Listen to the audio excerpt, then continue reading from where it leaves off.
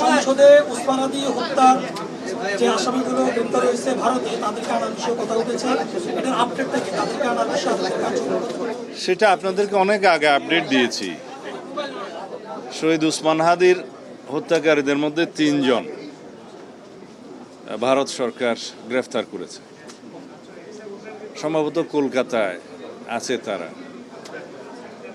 আদালতে মামলা দায়ের করা হয়েছে তাদের আইন অনুসারে।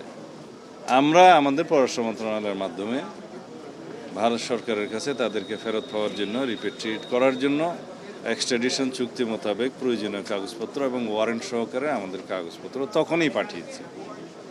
আমরা অপেক্ষা করছি, আশা করি তাদেরকে আমরা ফেরত পাব এবং অসম্পন্ন তদন্ত সম্পন্ন করে আমরা যথাযথভাবে চার্জশিট প্রদান করতে পারব।